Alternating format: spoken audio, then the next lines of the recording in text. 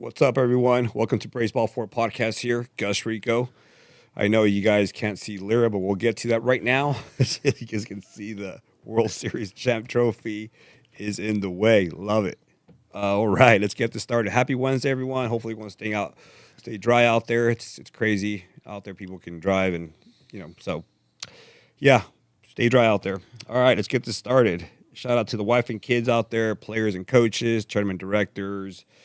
As always, you guys make everything happen for our kids out there. Hopefully, we get this tournament in this weekend. The one day on Saturday, we have Super Bowl Sunday. I got the Eagles. I don't want the Chiefs to make history.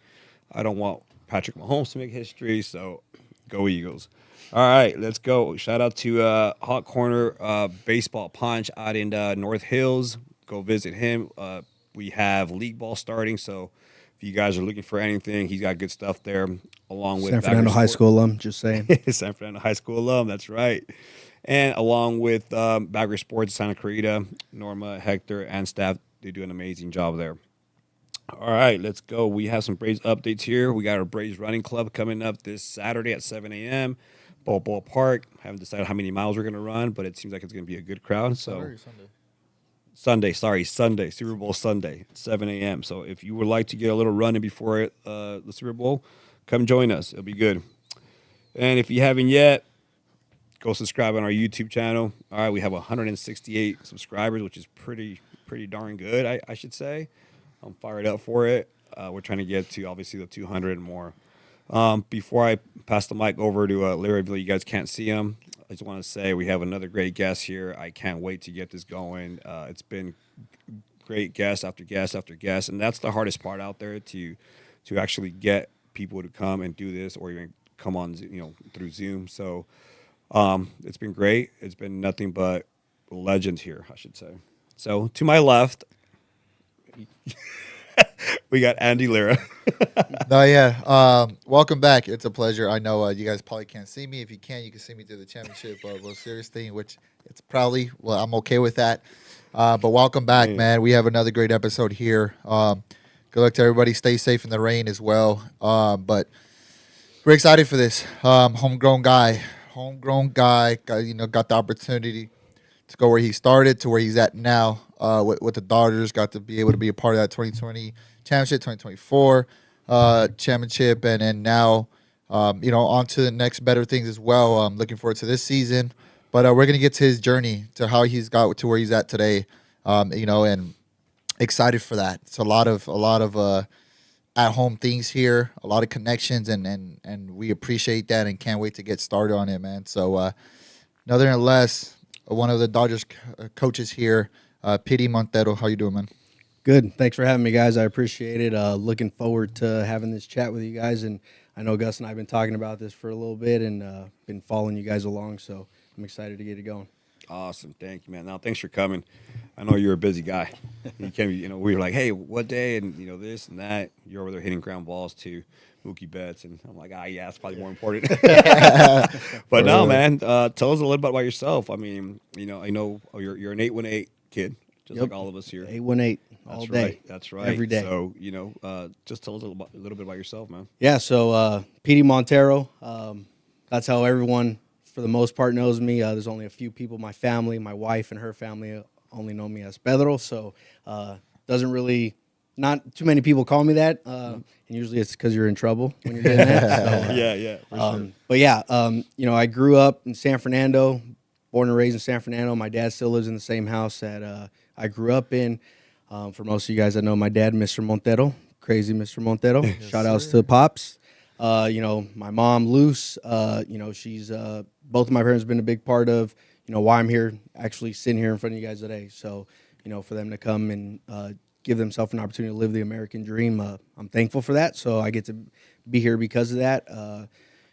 Grew up playing Little League baseball, played all the different sports. Shout out to Sybil, which is where it all started for me. Sylmar Park, where I hooped and played baseball there too. And then the San Fernando Braves, where played Pop Warner football. So shout out to all my coaches too.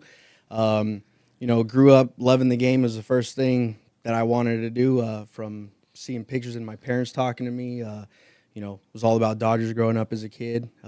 Most kids want to play video games and do play with toys. I think I had baseball bats, footballs, and basketballs. And, my parents had to record baseball games, Dodger games. So when the season wasn't going, they could at least play a tape so I could watch baseball during the off season. That was your screen time? Yeah, that was my screen time. Right now it's like, here you go. Yeah, I would watch reruns of games during the season, like World Series from, 88 and whatever the case may be. Yeah. So that was kind of where it all started. And my dad, I started throwing a baseball with my dad when I was 1.5. And, that was something that I don't remember, but I just see pictures and like seeing that is like, man, I've come a long ways. And, thanking my dad for introducing the game to me and, working hard. Yep, working hard to be able to get that opportunity to where I'm at now, So without my dad like pushing me and, obviously having other mentors, but it all started with my dad and, went to St. Fernand's, Catholic school and St. Fernand's, yeah. and then San Fernando High School. Nice. Under Coach Gomez. Coach Gomez. Right, Gomez, man. Coach Gomez. Absolutely. That's awesome, man. So that's great. That's great. You so you stayed on that side of the valley. I did, yeah. You stayed On this side. On this side of the valley, right? Someone I can mess with. Man, you shout out, Silmar Park, the San Fernando Braves, Pop Warner, and obviously Civil. That's when homie's still great, but league ball and travel ball is way different now. Yeah, definitely. The one thing I will say is like you just can never forget where you came from and where everything started because. There's been a few times I still go back to Silmar and to Sybil and like just go drive by, check things out, and just having all these memories as a kid growing up. Yeah. So real quick, did you almost go to Silmar High School? Yes, I almost went to Silmar High School. I don't know how you know that, but so it was actually Silmar, Notre Dame. Okay. And I wanted to go to Notre Dame really bad, of course, and it was too far of a drive from home and. The way my mom's schedule worked for work, and my dad was gone early in the mornings, and then Silmar because the whole Sybil connection. Yeah. And I had a Silmar hat before I had a San Fernando hat. Nobody knows that. Shout out to Ray Rivera. We've had this conversation before, but there was guys like Chris Padilla and guys Steve that was coaching at the time, and then it was like, all right. Do you want to go to Alemany? Absolutely not. No offense. My sister was going there at the time. I love my sister, but I wanted to kind of just do my own thing. And when my dad said, well, it looks like you're going to San Fernando to go play football for Coach Sean Blunt, I wasn't even going to play baseball. Like, football was the thing. And Gomez didn't even know who I was when I first walked on campus. So then it was more about football at the time. And then, baseball was my sport, obviously, but I wanted to go play football, so that's how I ended up going to San Fernando instead of Silmar. What? Yeah, look at that, right? So many What, tropical effects. Was Navarre's brothers? Yeah, so I played with Matt and Steve. Okay. Yeah, and Ruben, too. I played with all three of them. Oh, wow. So I was a freshman when Steven, I think, was a senior, and then Ruben, I think, was a sophomore, or he was a sophomore, I think he was when I was a freshman. Yeah, and then Matt came behind me right after that. Wow, yeah. San Fernando Tigers. Right. Shout out to man. them out there. Shout out to them. Hey, that 2011, 2013, like that era when it came from like when they talked about it too with Gomez, and coming up in those years where you guys had good teams and you guys but just weren't able to really fall short of it. And then when you go and you see the 2011 team go out there, how did that make you feel as an alumni and be a part of it was really cool. And then at the time, some of you guys may know the story, but I had the opportunity to work with Roberto Ramos, with Reggie, and helping him translate in Spanish. And then Reggie just asked me if I would just take him as a student. I said sure, and one thing led to another, and somehow I ended up being his legal guardian because of some family stuff. And we moved him into my dad's house with me, and took him under my wing, and they won. Championship that year that they went. 2013, and, so it was like really cool. But, even just watching, like my dad wasn't helping out San Fernando until after I left there. And so he had been there since 2004, I guess would be his first year. And, so it was really cool to see my dad happy. My dad's had more bling than me already at that point, but I think I passed him up. Yeah, on it. I think so. For sure. That's the best, man. When I remember Mr. Montero there just going. He's like getting the Gatorade. I mean, that was probably the best Gatorade I've ever had. Bro. That was Not this morning. no. That. But I And tell if you, anybody knows my dad, he makes the best beef jerky you'll ever have. What? yeah, dude, he was a legend, bro. Okay. And I tell you, like his work ethic, what made you like he'll go and he's seen you not doing it, he'll let you know. He's I'm He this. used to at a USC versus El Camino when your brother threw like 400 pitches. Yeah. He met him on the line. He would meet him on the line, grab his glove, put his jacket on. Yeah. And your brother would walk off like Conor McGregor. He was one of a kind, man, and I think that's where you get all that from. And he literally like lived it. Like he was a baseball guy, was doing everything. He didn't care if it looked the littlest thing to the big thing. He was doing it with pride, and that rubbed off on the team. Believe it or not, like he was one of those guys holding them accountable in the dugout, making sure that everybody had everything what they needed. And you know, and I didn't know what a trainer was, but him, right? Yeah. So when you go to Birmingham, we go there. You have trainers and all that, but it was he set the stage to where it's like he made baseball in the dugout fun, and he also made you realize like, hey, you're gonna be taken care of. Go play the game. Yeah. And I think that's where you know you get that. You looked up to that all your whole life, and dude, look at you now, and he's done a great job, and he's mentored a lot of other players as well. Yeah. You know, it's just not yourself. He's made a lot better of be impacts, listening. especially on my brother's life and a lot of those guys. Like he's a good guy, and look at you now, right? So I mean, he can't be more proud than that, and I'm sure proud of Yeah. yourself and to where you come from. Yeah, definitely. There Definitely. you guys are. Look at that, man. Man, look at that. That's dope. a Vegas tournament right there. That was my senior year. Most people can't see, but I had my hair bleached underneath that. Well, yeah, dope. that was a mandatory thing. You had to do. Yes. Yeah. So after San Fernando, where'd you end up at? So after San Fernando, unfortunately, my senior year, I tore my ACL, MCL lateral, and medial meniscus in football. Oh, wow. It was like week 6, I think it was. And at that point, doctor's like, it's going to take a year for you to come back and play. And I came back in 3.5 months and played my senior year.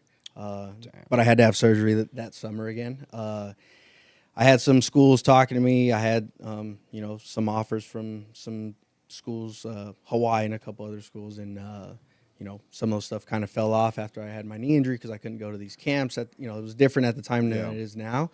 And then I ended up going to Cal State Dominguez Hills my freshman year, played there, and then just wanted something different. So my sophomore year, I ended up going to LA Harbor College and, finished that year, had a really good year.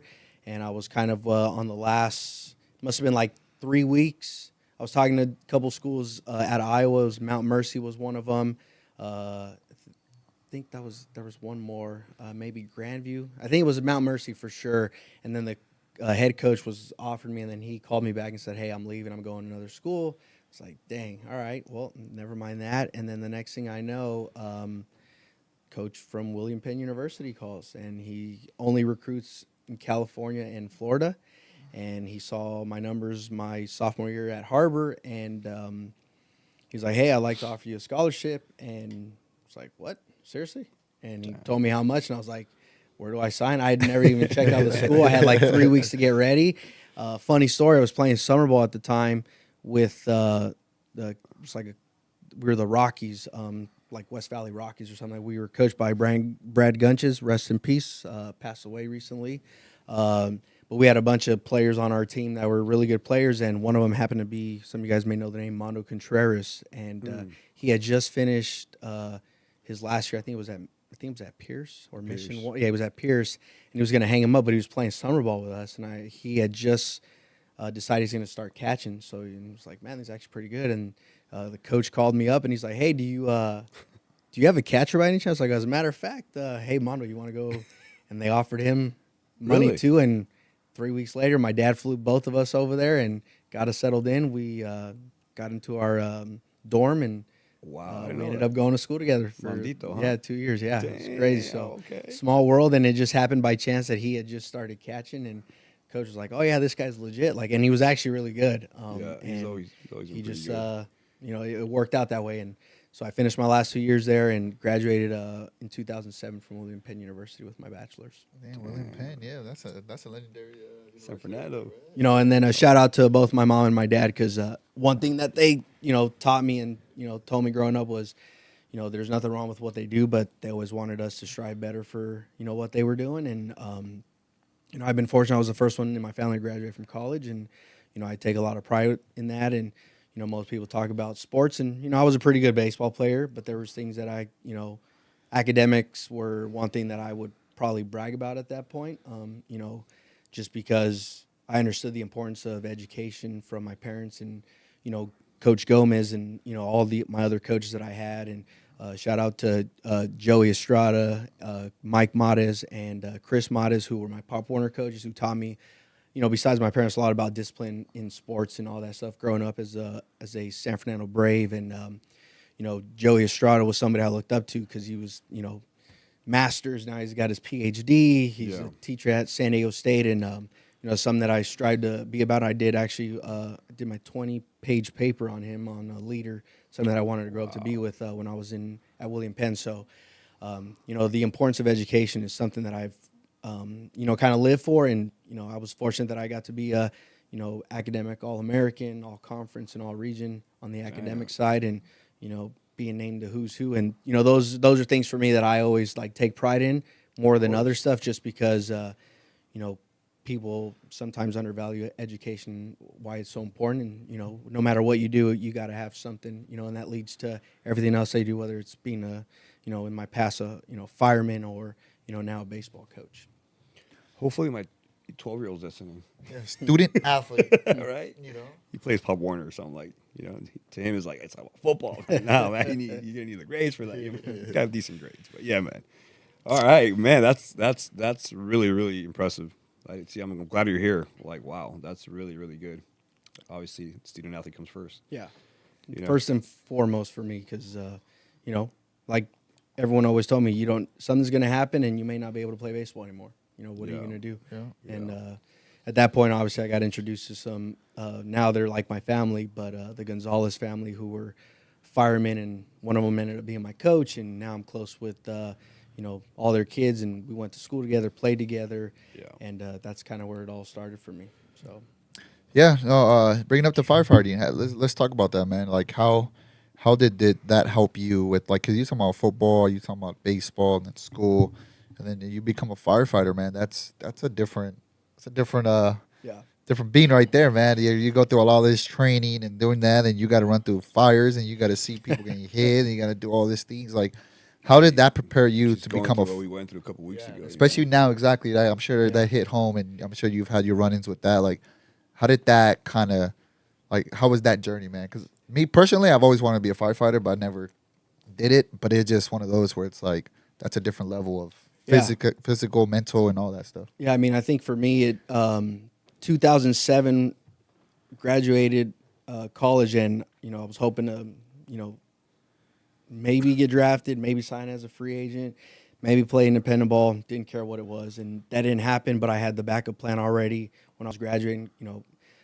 Having a PE background with anatomy and physiology, so I was already kind of prepping for that. And I ended up graduating and coming home, and I took a 3.5-week course to get my EMT done over at CIMT in Long Beach, and that was the most brutal 3.5 weeks I've ever had to experience to start with. And then, you take the whole course, and you got to take the National Registry. And then Christmas comes around, and my family friend that I mentioned, Danny Gonzalez, was working at Fire Station 9 Skid Row. And so, hey, you want to go on a ride along? I was like, sure.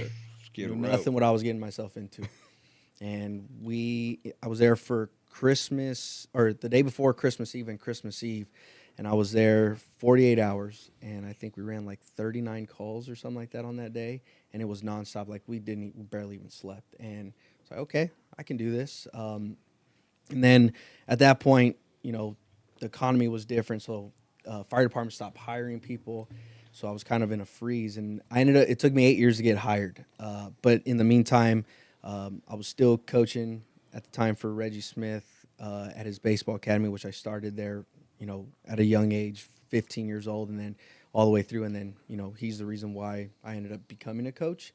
But, all those things just leading up to becoming a fireman, you're taking all these courses, you're working out, and then I ended up getting accepted into the fire academy. Went to the fire academy in 2012 and graduated from there. And then it opened up a lot more doors. But, you learn all this stuff that, teamwork and, how to, work with others, and, leadership skills, and, how to take orders, and sir, yes, sir, yes, ma'am, no, ma'am, all those different things. And I think that's just played a vital part in everything that I do, because the attention to detail, I think of it like this, and this was taught to me, was if you don't pay attention to the small details, on the fire ground, like people die. If you don't pay attention to details on the baseball field or anything else that you do, like it's the reason why you lose games. You know, the small details, and you know, it's part of the reason why we were so good in the World Series. You know, but again, just the understanding of like the fire service and what that did for, you know, having an opportunity to be a firefighter and then have a chance to go to paramedic school, where I went to UCLA paramedic school, and that was another hard experience. But, you know, again, it's understanding like the work is never done. You're constantly learning, and that goes in everything that you do, especially now in the world that I'm in baseball. Like, you just can never stop learning, and, you know, you're always hungry for more. So I think they all kind of play together, but it all comes down to, you know, the roots of where I grew up, you know, with my parents and discipline and, you know, coaches that, you know, disciplined us and made us work hard and understanding what that is. And, you know, I think I just take that with everyday life, and now I try to teach that to my son. Yeah, man, look at that. Look, there you are. Look at that, man. That's dope right there. I know that probably brings back Yeah. both And, good and I had a classmate rough there who was a really close friend of mine, Kevin Wojak, rest in peace. He was one of 19 firefighters that died in Arizona in 2013. So, you know, and that leads to, if you ever find, yep, there he is, KW. Oh, wow. It's crazy. You see that number 59. When I got hired by the Dodgers, I didn't pick my number. That was the number that they gave to me. Really? Yeah. That's got the chills. You know, so things like that kind of pop up, and you know, my firefighter or my Montero Baseball Academy logo kind of represents my love for baseball, my love for the fire service, and kind of ties it all in together. So it's kind of where it all started. Look at that, man. Woo. Everything just comes full circle a lot lot of times, right? Man. And that 818. right there, right? 59 and number 59, and Yeah. at the biggest stage of them all, Yeah. and represent. But yeah, man. But how was that? The Reggie Smith coaching, like, was it? How was that? You know, I'm sure. So, you know, Gus, you got to experience being around Reggie a Yeah. little bit, you know, and so 2000. So I had met Reggie and Reggie Smith Jr. Years ago when I was younger. RJ. Shout out RJ, to what's you up? guys. My Shout big out. brother. Yes, You know, I was actually RJ's ball boy when he was at Montclair Prep with one of my friends, Marcel Marquez, who his brother was playing there and his dad worked at the school. So that was kind of my first introduction to Reggie. And then 2000, like 2-ish, 3-ish, it was a summer, and my family member through my stepdad said, "Hey, what are you doing today?" I was like, "No, you want to come work out?" Sure. So meet me. I didn't see no Little League, no big deal. I didn't know what I was getting myself into. And then I see it's Reggie Smith. I'm like, what the heck? I think I was like 15 years old, 16 years old, something like that. And next thing I know, working out, and Reggie goes, "Hey, do you want to keep coming out?" Sure. So started as a student of Reggie's. And then little by little, like, you know, as every year started to go, every summer we would come in and work out. And then I was in college at the time, and I would come in. When I'd come home, I'd go work out, and then he'd put me with the younger kids. Like, the younger kids would come hang out with me while we were doing all our drills. And like, these guys are middle school, some kids are in high school or just starting high school. And then you don't realize. And then 2007 comes around, and Reggie's like, "Hey, you want to come help me out, start coaching?" I was like, "Because you're ready." I was like, "All right." So, you know, if anybody knows, there's been around Reggie, like I had to sit next to him for a whole year and learn and like understand. You know, we were talking about hitting, for example, sit there where he sits while other coaches, RJ or Izzy, would be pitching or, you know, flipping front toss, by the way, for the parents there. And, you know, you would sit there and you'd be like, "Okay, what would you do with this guy? Like, what do you see in a swing? Like, what looks different?" And then little by little, he'd go, "Okay, now we're going to introduce you to soft toss." So you can soft toss and try to see everything at the same time. And then I think it took like a year before I started throwing BP or doing anything, and like, you know, like, just learning. So, you know, and you're literally just learning by his side. And wow. So you had to perfect soft toss to throw BP. yeah, and you also had to like watch, and so you could watch a swing because you're just not flipping. You got to see what the kid's doing, and it was before we all had iPads and all that other stuff. Yeah. So, you know, you had to be able to kind of look at everything. And you know, at that time I was trying to be a firefighter. I was still trying to play, and I ended up playing independent ball for 2 seasons. And you know, so during all that time, I'm working out, doing all that stuff, then learning from Reggie, and then you know, one day he's like, "All right, let's go ahead and throw." And like, when you talk about a guy that is, I've seen Reggie, you know, love Reggie, so no shame here on any of this stuff. But I've seen him walk out on a good new guy that's trying to throw, and like he wasn't throwing strikes, and he pulled the guy out and he finished it. And like not to he goes, you got to be at your best because it's not about you, it's about the players and helping the players because they're trying to get better. And like of course you're gonna throw balls here and there, but I mean, you got to strive for 0 balls if you can. And, like, you're sitting back there, and Reggie's, kind of sitting back there. You're throwing, and, like, he's right behind home plate. And you're just sitting there. And I ended up throwing 1 ball that whole session. And from that point on, like, some RJ started doing more lessons. So he's like, hey, man, you can cover my pops. All right, cool. So I Reggie, hey, can you be there at 7 in the morning? Boom. I'd either go pick up Reggie or I'd meet him at Encino. And that's where it all started. And then probably like a year and some change, and Reggie was coaching for Team USA, and they were playing in China, and he had these 2 little kids. We used to call them Starsky and Hutch, Brennan and Noah, and they showed up for a lesson, and there was some miscommunication or whatever. Right. So I called Reggie, and Reggie's in China. I go, hey, Reggie, you got those 2 little guys here. He goes, all right, you're good. You can handle them. I was like, what? And that was the first group of kids that I started working, 2 friends. And, to this day, I talk to both of them and still hang out with them. And Noah and I have a really good relationship. There he is, little Nobi. Oh, damn. And he is now a working man, finished at George Washington University. To this day, we still we just talked recently, and it's one of those things where you build lifelong relationships, not just And I tell kids all the time, like, just because I worked with you, at this age doesn't mean I'm be here later on. I mean, I get phone calls from kids that I've coached 5-10 years ago. Yeah. I saw some parents from Encino at the airport the other day coming from a wedding that we recognize each other. I'm like, oh man, how you doing? We were just talking about you. It's about building relationships, and it's not about now, it's about later on, because no matter what, we're not only in the game of, teaching the game of baseball, we're also teaching the game of life, and that's kind of our duty as coaches. And, that's one thing that Reggie passed on to me, and, he asked me to pay it forward, and that's kind of how I look at it. That's awesome, man. Like my boy Rock says, Bendito Béisbol. Hey. You know what I mean? Like, man, just getting blessed. Or you are with Reggie. Look at him. Man, that's awesome. Yeah. That's great. That guy's impacted a lot of lives, especially, guys in high school when he decided to work for that a little bit and then going down and doing everything. So. And my son's probably watching this right now, so he's probably saying, Reggie Smith. Love you, PJ. That's great. Shout out to my wife, Christina, who's watching too, and my parents. Oh, that's great, man. Yeah, no, thank you guys for allowing me to be here. It's an honor. And so Reggie, through the whole journey, and now obviously this beautiful trophy sitting in front of us, talk about how'd you end up working for the Dodgers? Yeah, so most of you guys know Jeremy Rodriguez, J-Rod, for those that are watching. So J-Rod, I was a senior at San Fernando. J-Rod was working with Gomez at the time, hitting because they were from the Agora area. And okay.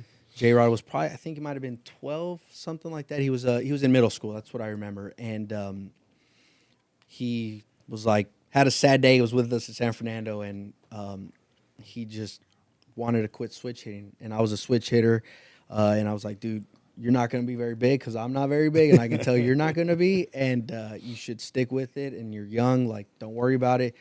Then all of a sudden, all these years go by, start working for Reggie, and J-Rod comes back to do lessons with Reggie. Well, I'm throwing to him, and we start talking, and we remember each other. No way. And then we start building this relationship. Then he goes to Cal State Bakersfield. Yeah. Still helping him. Gets drafted, plays with the Padres. And in the offseason, I'd still throw to him and help him with whatever he needed. Yeah. And then he ends up kind of getting retired, and they gave him a job managing with the Padres in the Dominican Summer League. And so he did that. And then the following year, that I was 16, he calls me. He's like, hey, I put your name down for this job with the Padres. I would be with them. They needed a Spanish-speaking coach in the Dominican. I was like, I'm in. So I went down to Petco, went through the whole interview process, went to spring training. During paramedic school, I had a break. I was doing my internship at Fire Station 39 at the time here in Van Nuys. And I had a couple days off, and it just worked out that I was able to go to spring training for a little bit for Padres. And so I was studying and then going in the mornings all day, doing all that, and then ended up not getting the job. which was fine. I mean, I was getting ready to finish up paramedic school at the time, and was already working as a reserve firefighter to be promoted as a full-time firefighter for City of Monterey Park. And then the next year comes by, the Dodgers call him, he interviews, gets the job as the, I think it was in Ogden or Great Lakes. I can't remember, one of the two. All the years just kind of come together now.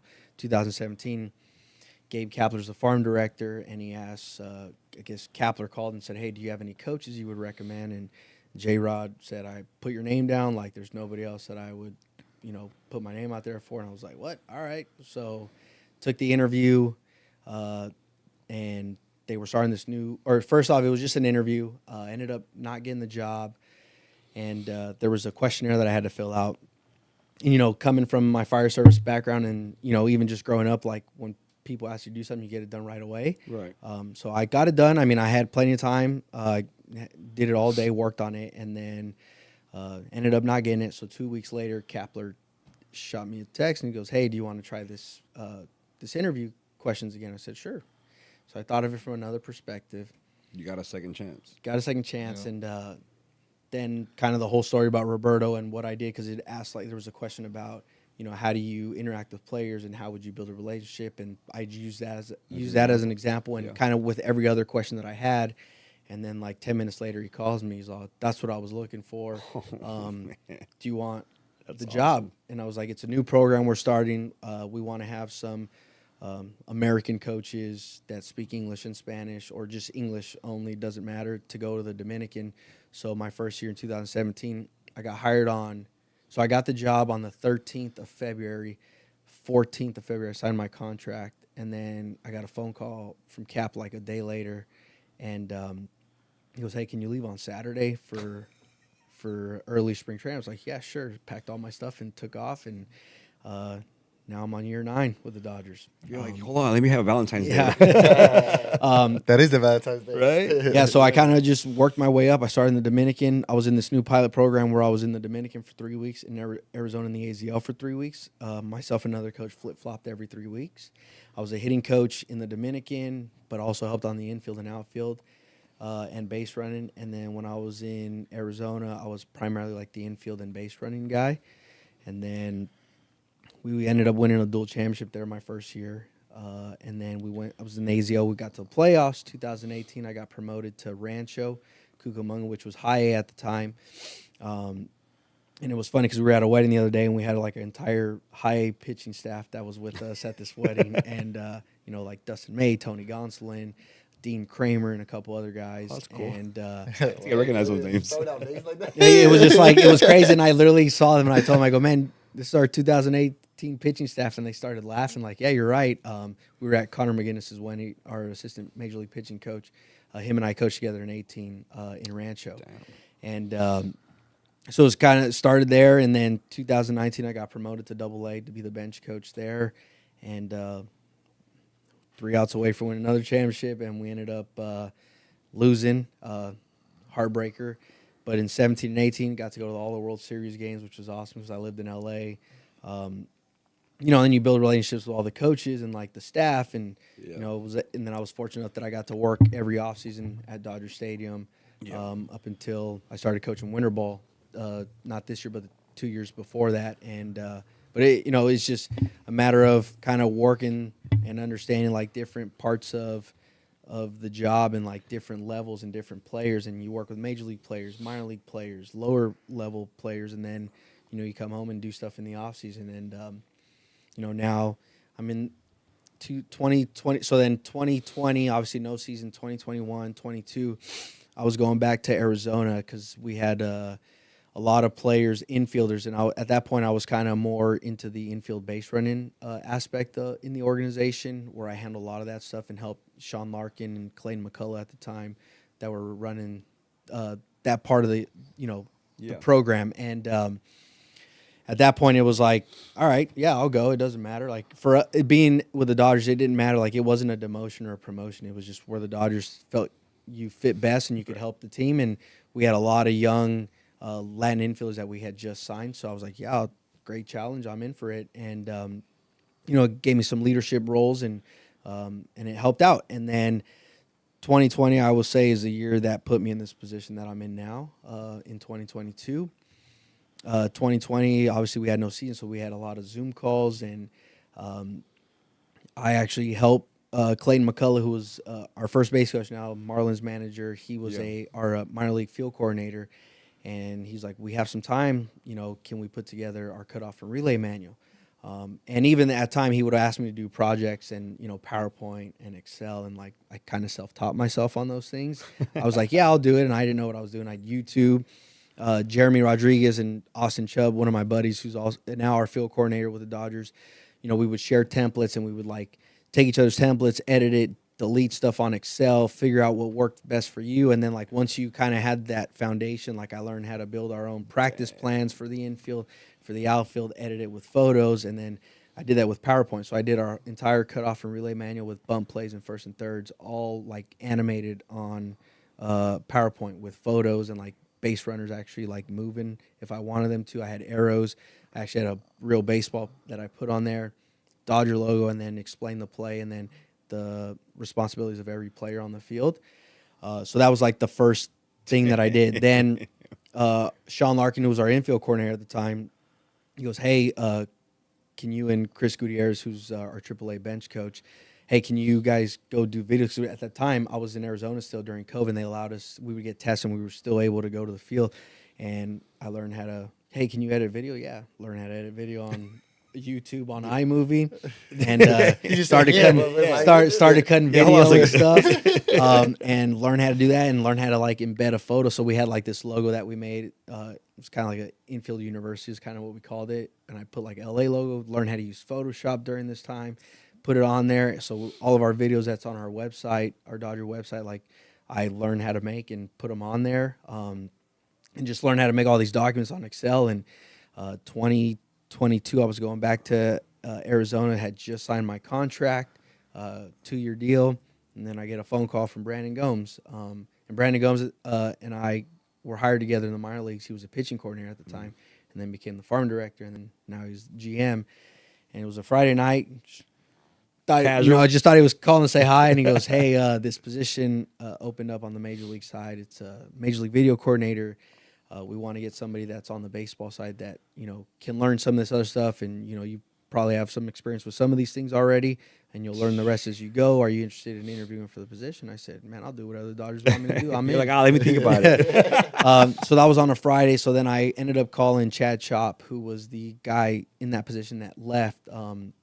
For personal reasons, had nothing to do with, he just needed to be home, and talked to him all weekend, like, "Hey, what was the job about? Like, what did you do?"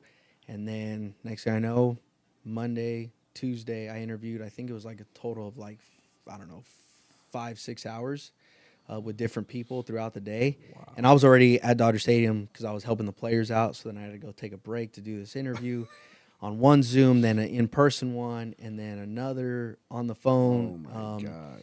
And that was on a Tuesday. Then we were still testing at the time with the Dodgers, and saw Brandon Gomes in the hallway. And I said, "Hey, thanks for the opportunity. I really appreciate it. That was an awesome experience." And then he goes, "Yeah, we'll let you know what happens." And then that Friday he calls me and he's all, "The job's yours if you want it." And I was like, "What? Seriously?"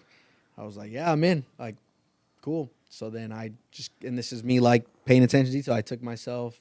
I was like, okay, what do I need to do? How do I need to learn? And my partner, Jonathan Rhimes, his brother is our farm director.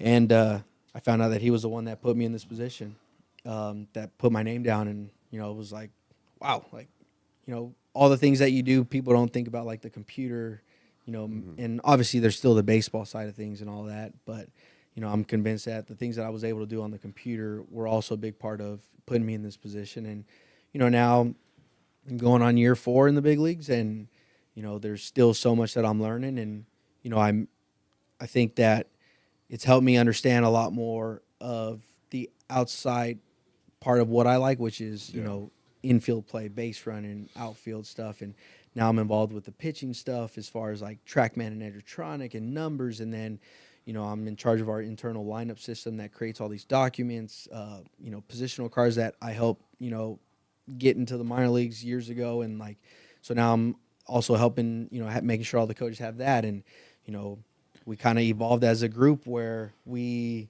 literally have 20 iPads, and I used to print all these notebooks out. And that off season of 22, I went to Puerto Rico to go coach winter ball, won a championship during that year. I was on the phone with MLB iPad system and the people that run that, and they were teaching me all the different things that you can do on the iPads. And so I was like, all right, I'm going to practice this right with an Apple Pencil. And when I came back to spring training, I was like, hey, look, I really would like to put these on iPads, after, printing 140 pages for 3 notebooks and stuff. And, it takes a lot of time. Yeah. I can literally just drop all these files into an iPad system and download them on the iPads. And, that's where we've evolved. And now coaches are using iPads too. So they're not printing as much paper anymore unless it's documents that we really need. And you guys that's must where I'm have at. some great Wi-Fi out there. For real, Yeah. right? Whenever we go to these games, it's like Wi-Fi. Dodger Wi-Fi. Oh, it's the best Wi-Fi out there. Yeah. I mean, sorry, that was long-winded, but, that's No, kind you of where I good. started. It's a And look at best you way to now. put Look it. at you now. Wow. Look at it's- this thing standing in front of us, I man. know, man, That's you know- so I mean, going back to where we started, like Sybil, Pop Warner, you named all these mentors, coaches, your mom, dad, a wife, now your little boy, and you've been blessed. I'm glad you're here, and baseball gods have been blessing you. They're gonna continue to bless you, and I mean, this right here represents a lot. Yeah. You winning it and the 818.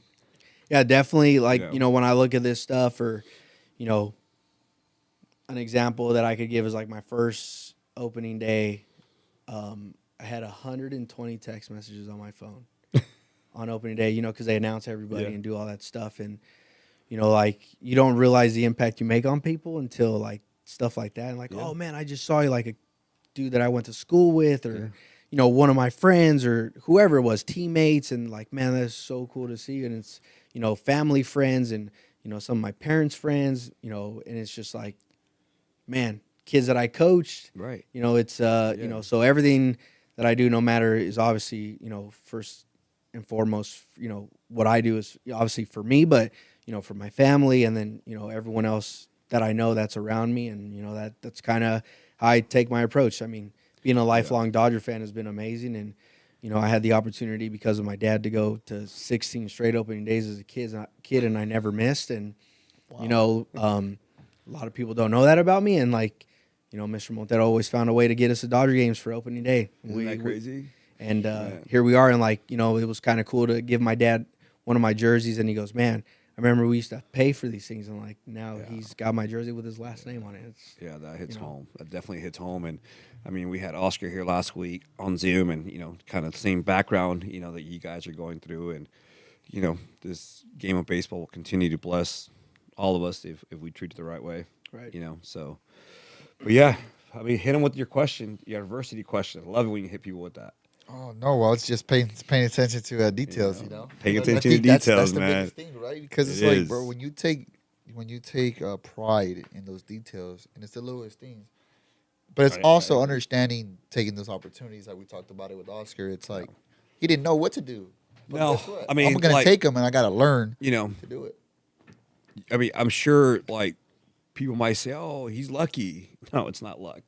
I mean, maybe a little bit of it, but no, I don't believe in that. I believe it's been hard work, and I'm sure there's been some times where you had to fly out, leave your family behind, go here, go there, Dominican, Puerto Rico. Now you're on Zoom with your your family, and you're feeling alone. And you're feeling like there might be some times where you're like, "Do I really want to do this? Yeah. Like, what am I doing? Do I really want to be a coordinator for these minor leaguers, or whatever it is? You know what I mean?" Definitely say a lot of sacrifice for sure. Yeah. And like, obviously newly married and, almost 2-year-old son. And, my wife, I've known my wife since the first grade and went to St. Fernando together. And it's like, it's funny. We joke about it. Like one of our things before every game is we text each other, call each other, and it's like high five, home run, I love you. And the home run concept was in our yearbook. She wrote home run because she knew that I was going to do something in baseball. She didn't know what it was, but so it's like those little things, like you make these sacrifices, having to go to Puerto Rico after our season and, leaving, 10 days after our season ends, the 22 and 23. And, it's also for my family, but it's also to better myself and, create other opportunities, because at some point, whenever that opportunity comes, like, I definitely would like to be a full-time, major league coach, or, Yeah. First base coach is like my passion, and that's what I would really like to do. And then, years down the road, I like to be a bench coach. But, I think, I resonated with like what Oscar was talking about. Like, you just got to dive in and dominate what you're doing right now, because that's what I try to do when I was in the Dominican, and then, Double A, and back down to Arizona, and now in at this Civil. aspect of it didn't matter. It's just you just got to dominate that aspect of where you're at right now, and learn as much as you can. And there's still a lot to be learned, and I think that's, for me, it's probably the most important thing. For sure. So is there like a moment where you had to hit adversity and you were like, There know you what? go. I'm That's what I was done. And I'm gonna getting put at. my hat to it. No, I was trying to let you cook, but you got there. You just missed that part. You know what I mean?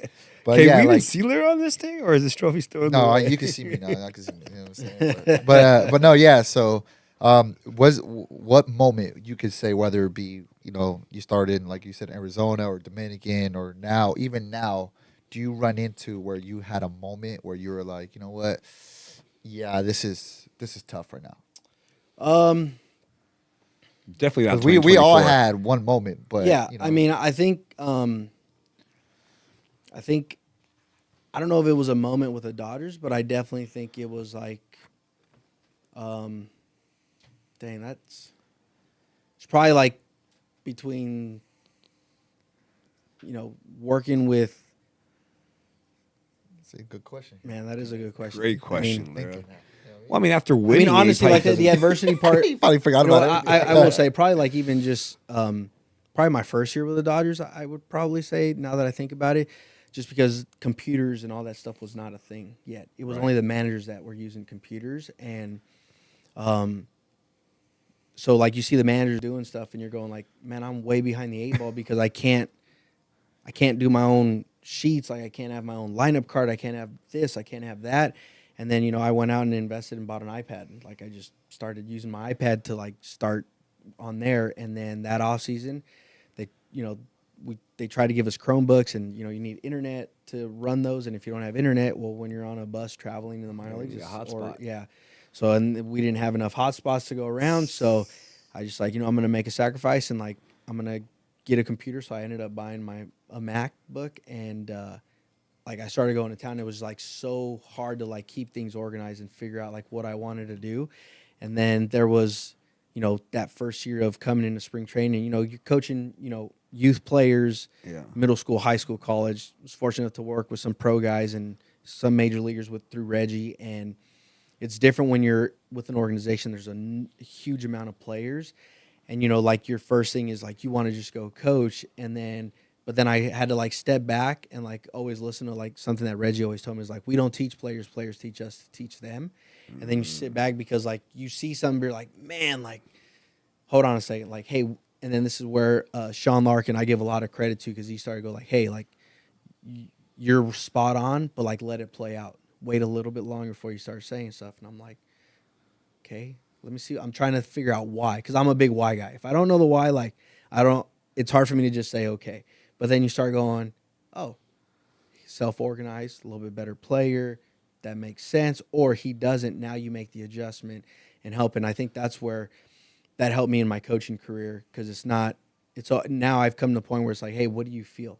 And then I know what I'm seeing, what the video's telling me, but you have to try to find a cue for that player or that person or staff member or other coach that, like, maybe isn't as organized on the computer or not sure how to use it. And like, it's always, okay, now it's, how am I going to help this person be successful? Because no matter what, as a whole in the organization with the Dodgers, like, it's, if you help everybody and you teach everybody, if they're teaching you and you're learning, it's only going to make everything that much better for everybody else. And I think that's where, even though there's adversity, like, you turn a negative into a positive no matter what.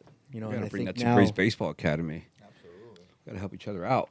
Yeah, man. I mean, we gotta put stuff away. Gus knows I Yes. hooked him up with a lineup card. Oh yeah, he did. That was Yeah, he and did. that was years of Yeah. like trial and error. And I gave him a file with Oh, tablet. decked it out with Braves Yeah. logos and stuff. And We ran with that for Yeah. a minute. Yeah, that was a few years ago too. Yeah, it was a while back. Yeah. 2017. 17, 18, something. Maybe. 17 or 18. Yeah.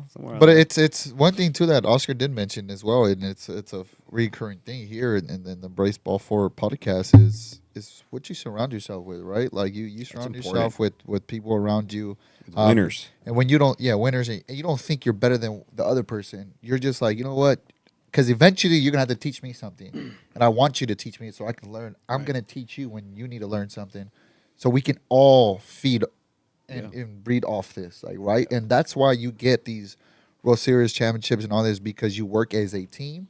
And I think one of the general managers from, I know it's off topic, but it's Raiders football. He goes, you got to build, and everybody's got to be on the same page, not just the players, but the organization as a whole. So like whether in the company, where it can be the janitor, it can be the admin. Raiders. But I'm just saying though. But he mentioned it like it's throughout the organization, throughout the building. Pete Carroll, baby. Even not the coaches, the players, or any of that. It's the janitors. Everybody's on the same page. Maybe get somebody else too. Pete Carroll, somebody else. This guy's messing around when it's a good subject. Bro. It's a great subject. I'm letting you have your moment, man. Nah, bro. You're talking about. I'm just getting all. And even to that point too, like, you know, the learning aspect of things is, again, like I always go back to Reggie, because Reggie like instilled a lot of these baseball things in me that, you know, obviously I had a lot of good coaches throughout. Coach Mike Laird at William Penn.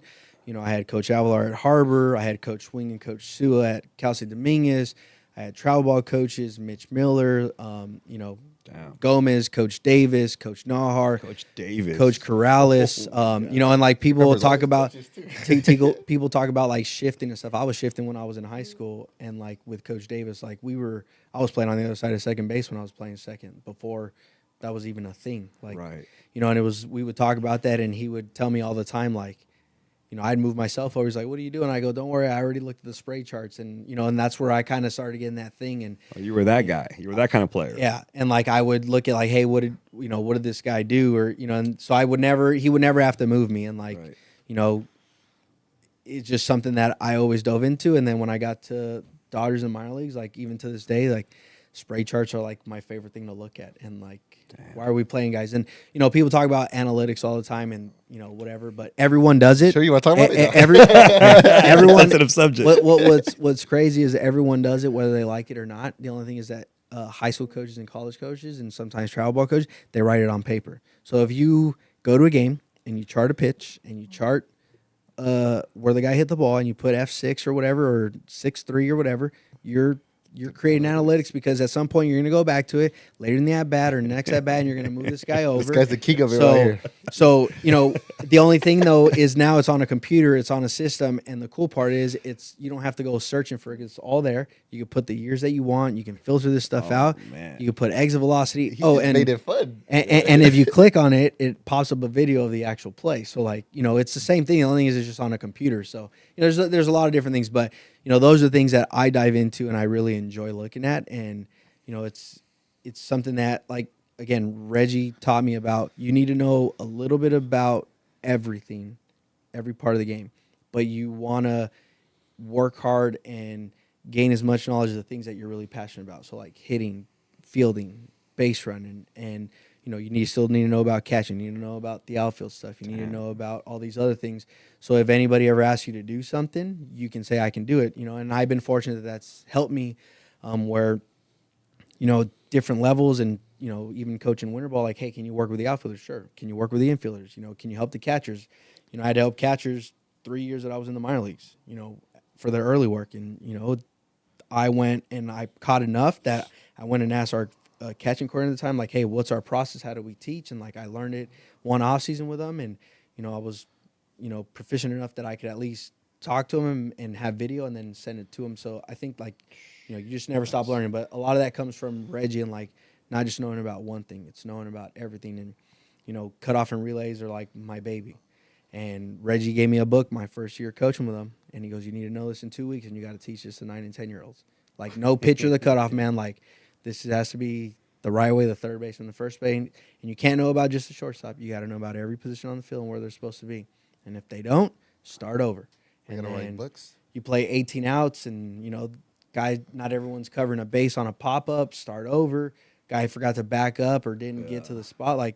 So those little things have helped me, you know, expand and just knowing that the learning's never done. You're just Yeah. constantly learning. I mean, I just learned a couple of new things recently that helping myself out, with my formatting and things that I want to do, and being able to share documents with other coaches to make our life simpler and easier as we go through the course of the season.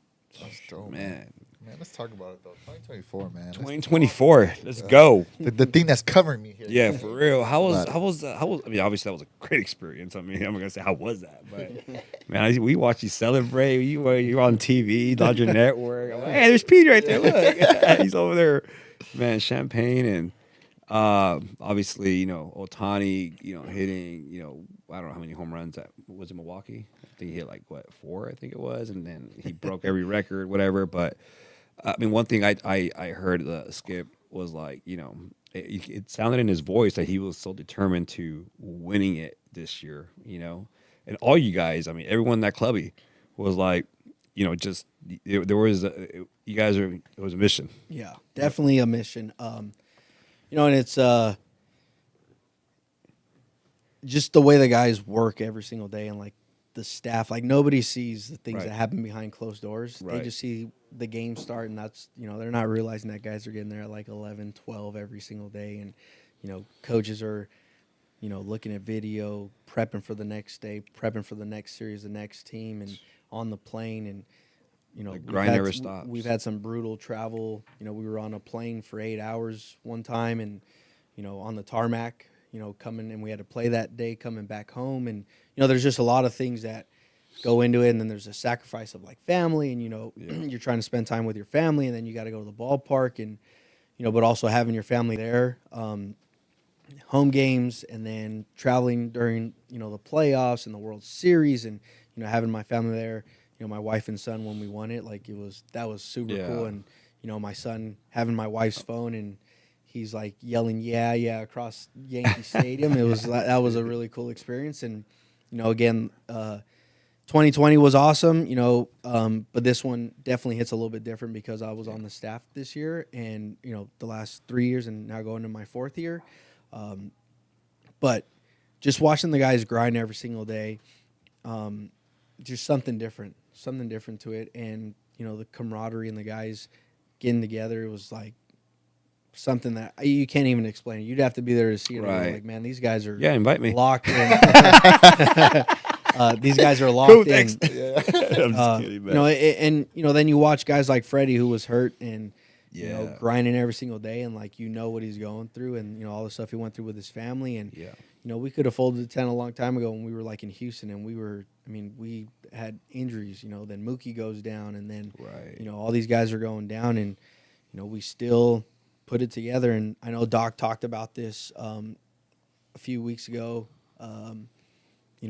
That he had a meeting, with a team, and we were in Atlanta, and like for me that was, I don't know, I felt it, like I was like, let's go, and I wasn't even playing. But, the guys stepped up after, injury and another injury and another injury, and, to see that, we were hanging by a thread with pitching, and, we got after it, and we didn't look back. That bullpen. That that bullpen, Bullpen different. Man. dogs. Yeah. And again, it's like a credit to everybody, because we work together, and like, watching Shohei, Mookie, Freddie, Tommy Edman, Kike, like all these guys just doing their thing, and just going about their business. And I think that But was. I mean, even like a guy like yourself and the staff, like you just mentioned, like, everyone that has everything to do with this trophy standing in front of us. You know what I mean? Yeah. Like the grind that you put, hitting ground balls, base running, the video stuff. Your fungo game is on point. These guys probably love your, ground balls from coming from you. Your front toss, your BP. They probably want, Coach Petie's like, they want you to do it.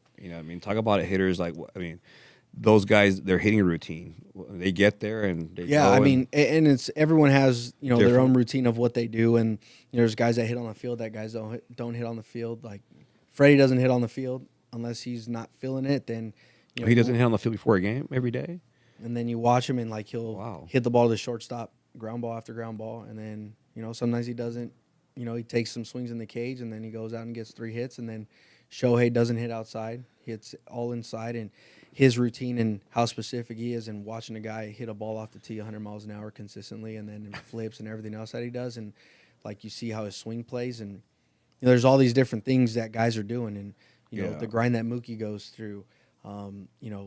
Guys, trying to fix their swings during the course of the season, and guys are there early and they're working, and there's not one way of doing things, but and that goes with routines and everything else. Yeah. But you watch guys, and everyone still does their things where they're doing front toss and like tee work, and then they hit maybe some BP and then hit off the machines. And now a lot of these ballparks, like us included, we have this new machine called the Traject, where it's actually like kind of a big screen, and the machine's like on a kind of like on a motor in it, and it can move on these rails, and it basically, you have the pitcher actually on there going through his windup and his delivery, and then you can basically mess with the pitch type and like the actual stuff and the actual arm slot, so it can move up and down.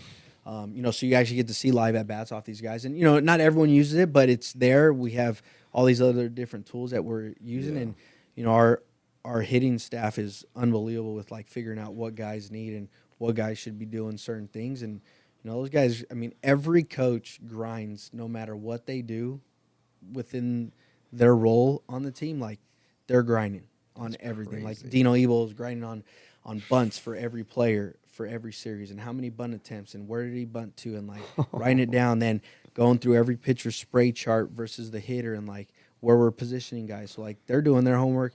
Clayton McCullough, same thing with the outfield. Now it'll be Chris Woodward. And then they'll look at the hitters in the outfield, like how they're hitting balls off of velo versus breaking balls. And then, then they meet with the rest of people to make adjustments. And then how are we attacking these guys as pitchers? So now we make other adjustments. And, Oh, my God. And then there's hitters meeting, pitchers meetings. And then, hitters want these sheets that we provide that I put on the iPads, but they want them in their own notebooks and they want them in their own iPads so they can take them home. And, we have a Dodger app that includes all this stuff with video and the starter for next week and schedules. And, so like there's a lot of things that go into it, and, it's just a constant grind every single So day. those iPads and phones stay charged. Oh, yeah. And if anybody On the knows charging me, portal. and if anybody knows me, I will know if you take a charger, because I have them all marked. I know where they're all at. And yeah, so I'm kind of that guy. But it's because, I want to make sure these things are charged for everybody, because the last thing I want is, You're Yeah. getting yelled coaches at. or why isn't this charged? And, then there's like certain cases for certain coaches and players, oh my and God, then Pete. everything is like individualized. So like certain player, like Shohei has his own iPad, and then all of our coaches have their own iPads with different stuff. So you got to download them differently, and the pitching department has their own. Mark Pryor has it's definitely a grind, like doing that, and then you're just there. Again, the biggest thing is like making yourself available for players. Whatever And they then need. there's this. That's the whole thing right there.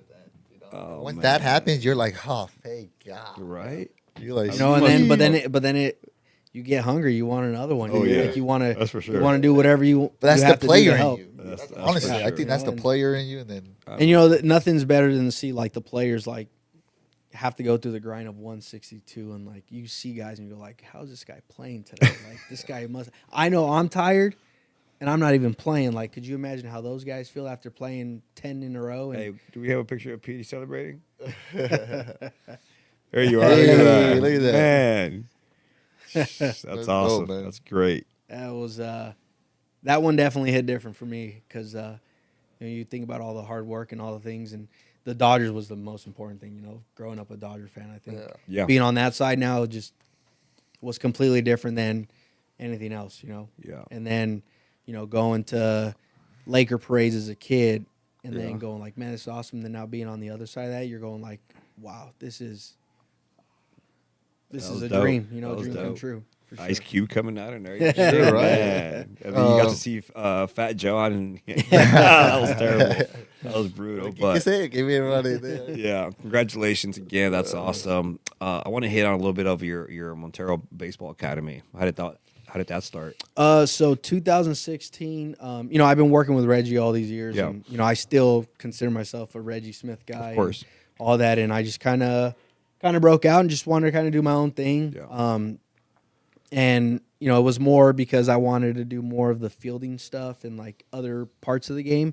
I was already still doing lessons and stuff, and Yeah. started doing infield camps, and it's kind of where it all started. And I did it all the way up until 21, and then 22. I went to go coach winter ball in 22 and 23 in Puerto Rico. I was the first base coach and bench coach for the Indios of Miami West. Shout out to them because they won the championship again this year. Nice. And they're in the semis for the Caribbean World Series right now. So Okay. my buddy Coco Cordero, who's the skipper right now, ex-big leaguer, running the team. So, it's just, something that I decided to start on my own, just kind of have my own thing. And, I still go back and help Reggie out whenever he has his stuff. The other day I was over there because I needed to just keep my arm in shape and throwing, and he just happened to have 2 lessons. And anytime you're there, like, you pick up baseballs because that's just something that we did. And Reggie was getting ready to throw, and I was like, no, you're good. You can sit down. I'll throw. So I threw 2 lessons from the other day, and, it was cool because I hadn't done that in a long time for him. And, he was pretty pumped to have me there too. So it was cool, but just started in 2016, and I run it every off season. I've had a couple infield camps the last couple years. I had one this off season, and At Valley. Yeah, at Valley. And my plan is to kind of continue those in the off season and try to put it out there a little earlier. I just let me know. Yeah. Let me know. That'd be great. Yeah. And I do a lot of times too. Like, a lot of teams will hire me to help run practices and stuff, and kind of if it's like a travel team and maybe the coaches need some help or trying to run a practice plan. Sometimes they need that, and I kind of help with that, and works out. Perfect, man. That's great. How important there it is. Look at that. Yeah. Ontario Baseball Academy. Dang, got the hat. Is that a pickaxe? Yep, fireman. It's a fireman Fireman hat. playing baseball. Dang, With look the at axe dope. and Sheesh. kind of my love for the fire service and baseball. And then you see that 2-4. That was my number growing up all the way through pro ball. Was So it because of Kobe or was it because of Ken Griffey? I just actually it was 24 was a Griffey thing, and I just really liked that number for some reason. It just stuck out to me, and It's a good baseball number. yeah, it definitely. It is. And it was kind of cool because I told my wife, I was like, we're winning in 24. And Oh, wow. That's right. it was funny because I was going through some stuff, and I had a World Series ball from 2020, and I was just like random at chance. I go, we're winning it. I can tell you right now. She looked at me like, what? And I was like, You're what? crazy. We're going to win the World Series. So get yourself a And then I 2024 was like, ball. it's my year, 24, and it just happened to Damn, work out that's that way. Dope, man. The importance of coaching first base and base running, so important, isn't it? Yeah, it's huge. There's another saying that Reggie likes to say, if you want to spectate, sit in the stands and buy a ticket. Because, first base, there's a lot of first base coaches, like, at all levels. Yes. And not just Yeah. major leagues, not just minor leagues, but, we take a lot of pride in, again, Reggie was fortunate to coach, first base for the Dodgers, and, taught me a lot of stuff about positioning and what your role should be and how you need to be up there every pitch. And then, you talk to another guy that came out of the Reggie Smith Academy, Tarek Brock, who's first base coach with the Pirates, T. Brock. And, T. Brock is like my big brother. I've known him since I was 15 years old. And him and his wife trained me when I was still playing and going through Reggie's camp. And, we talk about all this stuff. And then you kind of take a little bit from everybody. And, you talk to George Lombard when he was our first base coach at the time with the Dodgers. And, you pick other coaches' brains. And, I have like I guess I could call it like I have a base running manual, like a first base coach manual, stuff that I've come up with or things that I've talked about or things that I've like listened to people say. And then I kind of just work with that. And, so it was cool the 2 years I was in Puerto Rico because I hadn't been coaching on the field, and then going to coach first, like all the things that I wanted to do, like I was able to do, whether it was like, Picking signs. yeah, something like that. Or I had keys on pitchers and like, giving verbals to guys that, only we knew, or, whatever it was. There was just dope. different things that, you can do as a first base coach. And I think when you take that with a grain of salt and understanding rules and how rules play a factor when you're running the bases and, how to use that to your advantage. And there's a lot of ways, especially at the major league level, that we do that as an organization, but there's other things that in my head, like, for example, like the infield and there's runners, multiple bases, especially like second, and the shortstop dives for a ball and it goes underneath him or goes just past him and it hits the runner, still a live ball. Like there's little things like that that can help separate a team and like, get in the throwing lane, like,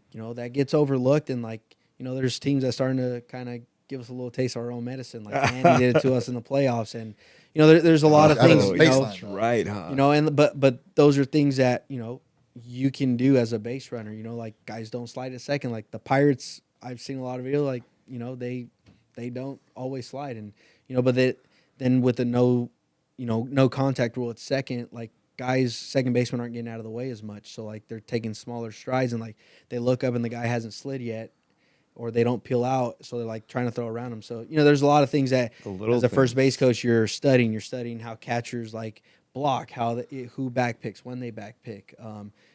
Especially now with like PitchCom, are they doing glove drop picks and how that's working out? And then there's a timing of the pitch clock. When are they picking with the pitch clock? There's just a lot of things that you can learn. And then there's position of like how to stop runners and like multiple runners, fly ball, like at some point you got to let the runner at first do his thing, because you got to worry about the batter runner. Like you can't let him pass him up, because then it's passing runners, and then there's an out if the guy runs back. There's just a lot of different things that you can do.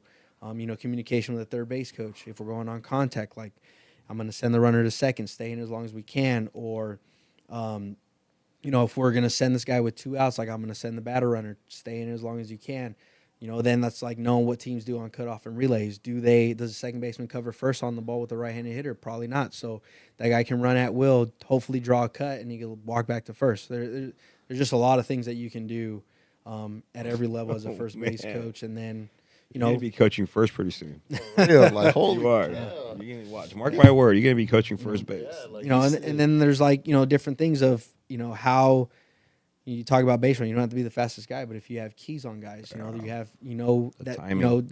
Dino always talks about this, is time on your side. Is something that Mike Sosha and him, and Ron Renicky would always talk about, so like, what guys' times are going from, second to or first to second on a stolen base. And, what is the pitcher's time? What is the catcher's pop time? Like, does that equal to less or more of what that guy can get down to second with a leadoff? So, like, now you factor in that.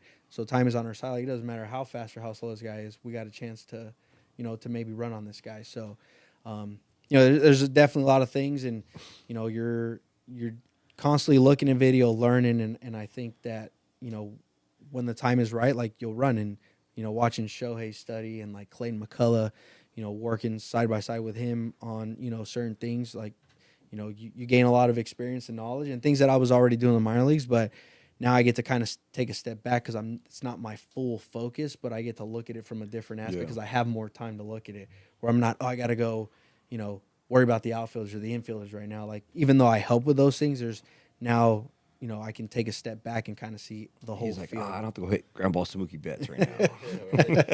He's like, I got 10 minutes to learn from this side. Man, so there's a lot of things that you can learn. You're hitting ground balls now, and someone's soft tossing it to you. Live fungo. Live fungo. From both sides, lefty, righty. Lefty, righty. Oh, So you could switch fungo. Oh, my. So Switch it. credit to Reggie again. When I first started coaching, Reggie used to make me take the bag of baseballs and go out to Encino Little League on the big field, and I had to hit ground balls to the left side, ground balls to the right side, right-handed. Pick them up, hit them left-handed. Oh my goodness! Learn how to hit like different choppers, different spin, and then had to do it to the outfield. So hit balls to left, hit balls to center, balls to right, move by the pitcher's mound and do the same thing, or move back to home plate, and then do it left-handed. But then like Reggie would, I don't know if the word is get mad, but Reggie would be like, that's not good enough. Like if you hit it, you hit it with some flair. Like you got to hit that, but you got to hit it straight. Try to hit a top spin. Try to hit it with the hook. Like, so there's like a lot of things that you don't think about. And then he goes, all right, let's do catcher pop-ups. Like, and like you don't realize all the things that you've learned until like, you're like, it's like second nature now. Right. But, it was like, all right, how do you hit the two hopper? How do you hit the ball, top spin ground balls to the infielders? And then you got to hit choppers to the corner guys, like make sure they're getting that work in. And, I think that is, for me, has always been, because it's not about me, it's about helping the players get what they need to perform. So like throwing BP and like being good at throwing BP is still to this day something that I take pride in. And like, because it's not, even if I throw a ball, like I get mad, because even though it's okay, like I get that, but in my head it's like, you're working on something, so my job is to try to help you work. So if you want me to throw a ball away and I miss in, like that's on me. Like and of course you're not going to be perfect, but that's what you're striving for. Fungo, same thing. And live fungo, so basically you're trying to hit ground balls to the third baseman and shortstop, and then I'll flip around and I'll hit them to second, and then I'll hit them to first. But then if we're hitting second baseman up the middle, I'll stay right-handed because they're going to be up the middle on a right-handed bat. And then we put them on the clock. But I think that's one thing that, Dino and I were talking about this. That's something that I think helped us as a team this year was we did that from like a couple days in the spring, and that was the only way we took ground balls. Like we would hit regular ground balls to like early work stuff, but then as soon as we got before BP, it was always live fungo, and we did that all the way from the first game in Korea, or actually, sorry, spring training. But like we started in Korea again, and we finished it till the last day when we won the World Series. We never missed unless it was like a Sunday or rain delay, and if it was a Sunday day game, guys would still come out and we would just do it like individually for guys. We wouldn't have like a full. So you got yourself some batting gloves. You're oh like, man, where's the you pine out? tar at? Yeah, where's you out? The pine tar at? Because what happens is like you don't realize like all the friction because I use a grip because I had to thicken up the handle a little bit because the handle was like felt just too thin. So you do that, but then you wear those things out and then you start getting blisters because you're like trying to hit rockets, right? Right. And so I was like, man, let me try batting gloves. So now I just put batting gloves and it's fine. But I usually don't wear batting gloves when I hit. But when you start hitting a lot of ground balls, I mean, it just. How many fungos did you go through? I went through. So I stuck with one. It's my baby, but I just switched over. Superstitious. No, you know what it is. So I use a heavier fungo. And again, credit to Reggie. I don't swing light fungos. So the fungo that I'm using right now is a 35-inch, and it's 32 or 33 ounces right now. So it just does all the work, but it allows you to go hit light fungal without having to because if you use the SSK, you could snap it because it's really light, and if you don't hit it like on the barrel, right. But something that we just actually tried with Mookie had just mentioned and Miguel Rojas when we were working the other day, I started doing with a regular bat. So I'm using a regular bat now instead of a heavier fungal is closer to a regular bat, but it actually sounds different and it comes off the bat a little bit different. So I think I'm gonna roll with that this year for the live fungo. See how that plays, but. Heavier fungo is good, and if it's a backspin, I'm out. I get mad. Try to hit line drives, one hoppers to the guys so they can see that because you get that ball smoked at you occasionally. But the goal is to try to hit top spin rollovers to the infielders as much as you can because it's realistic and that's what it looks like in the game. So, Petie Montero, baby. Take pride in your fungo game. Heck yeah. Is there like a class we can go to? Yeah, it's at Dodger Stadium. I'll show up at 8 a.m. for that. But yeah, I mean, I've tried a lot of of different fungos. Dovetail makes a really good fungo that you can multi-use for outfield, infield, and live fungo. X-Bat I've just kind of found was like the one that I like the best. I use the X-Bat Fungo Extended. It's got some good weight to it. Longer barrel, more barrel too. It's a little bigger. So, yeah, but man, that's great, man. What a great episode. I lost track of time. We were having fun, but man, again, Petie, thank you so much, man. This was I hope our listeners enjoyed it. I definitely enjoyed it. It was one of a kind, and just the values of the game of baseball and life, and being our culture where we come from, and the 818, all that good stuff, and keep doing what you're doing. Thanks. Keep getting blessed, man. But man, this was great.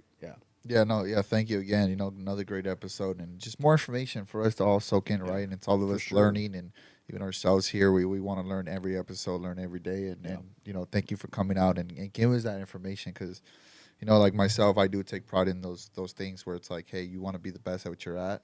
And, those little informations and all that, we'll definitely put that out to our kids and our coaches as well and everybody.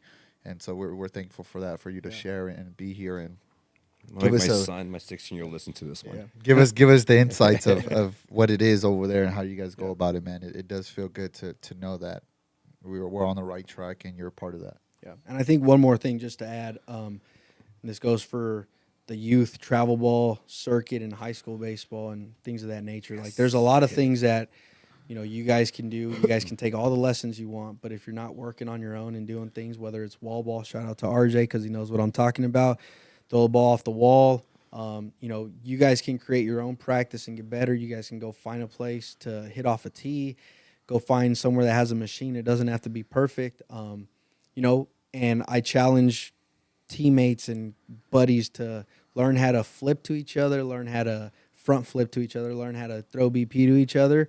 That's kind of one way that I helped myself was, a couple of my friends, they threw BP, I threw BP, and we would just go and hit as much as we wanted, and we never had to worry about a coach being with us. And like everything that you do, that you got to crawl, then you got to walk, and then you got to run. So the example of like practice, if you're an infielder, like whether you do knee drills or you do, on your feet type of drills, or you're doing, slow, somebody's rolling you a ground ball, or you're doing the things off the wall, and then you take ground balls, like that's your warm up to what you need to do so you can focus on things. If you're hitting, like you go off the tee, do some stuff off the tee. If you're working on a specific pitch, maybe a specific height, and then, you go to front toss, and front toss helps you it's a controlled environment where you're not, all of a sudden I got to hit velo or I got to hit off a pitcher and I haven't taken a swing. And that's like, you're almost practicing and setting yourself up to potentially get hurt because you haven't done anything to warm the body up to core, the core and everything else that you're doing. And,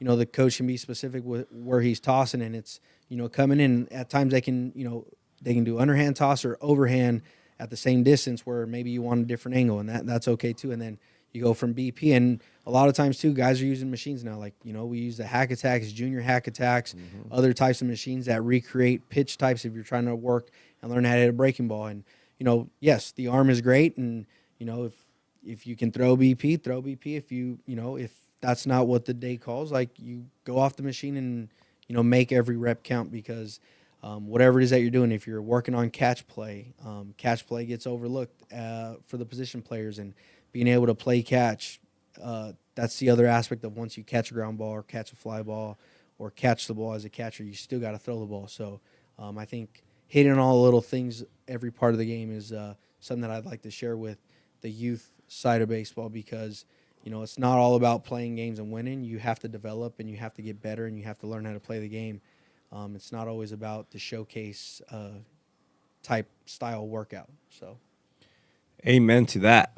I thank you for sharing that. Boom, boom, bang.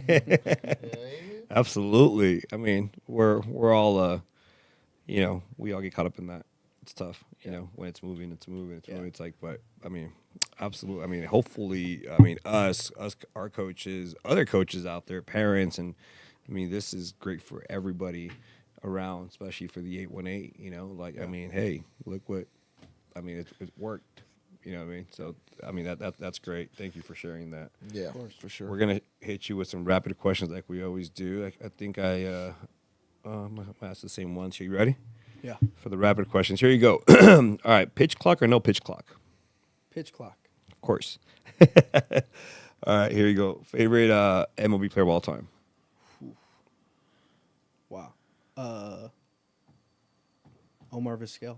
Omar Vizquel. That's a good one. I think that's two already. I think that's two. Yeah, it is two. Yeah, Second yeah. one. All right, DH or no DH? DH. DH, got it.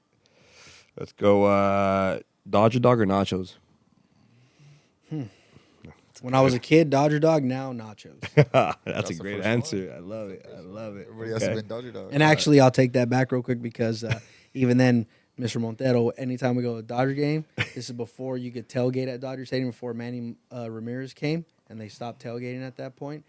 We used to go to La Caridad Cuban restaurant or Gigi's Bakery right by the stadium, pick up Cuban sandwiches on the way, and then a Materva, Cuban soda, and then we'd go to the ballpark. So, Wow. and then the Dodger dog was maybe if I wanted one, but I was satisfied with Cuban With a sandwich. Cuban sandwich. There you go.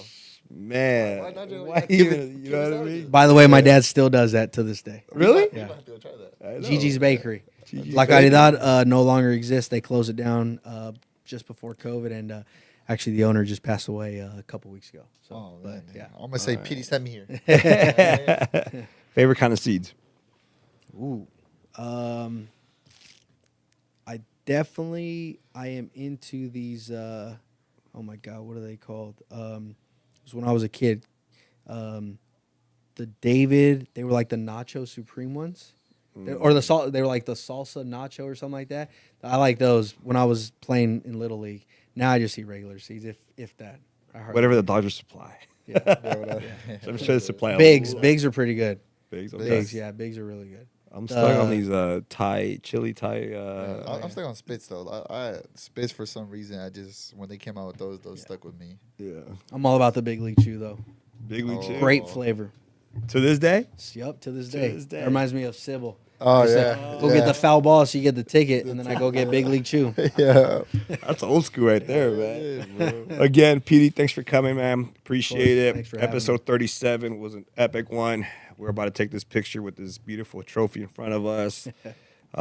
Yeah, thanks again, man. Appreciate it. Got it. Thanks for having me. I appreciate it. And like I say, man, I open this door to other people. If, I don't know everything, I don't have all the answers, I continue to learn. But if anybody has any questions, like from a baseball standpoint or, whatever it is, feel free to reach out to me. On Instagram, I've had a couple of coaches before that already, ask me some stuff. And, this is kind of a brotherhood, sisterhood, because everyone learns from each other. And, doesn't matter what level you're at. You should definitely, somebody might see something that you don't and has seen it. And, you might have a kid at some point at some age or another. And, I just, if there's anything that I can, provide, please feel free to reach out. Yeah. No, thank you for that, and we do appreciate it. And thank you for another great episode. And for you guys watching, don't forget to the subscribe button. Don't forget the like button. And share it. Do whatever he's got to do, man. We had a Dodger guy himself, 2024 champion, and he's ready to do it again this year. He sounds more hungry at that too, so can't wait for that, man. So appreciate it, man. Thank you. We out. There they are. That's awesome. Fam.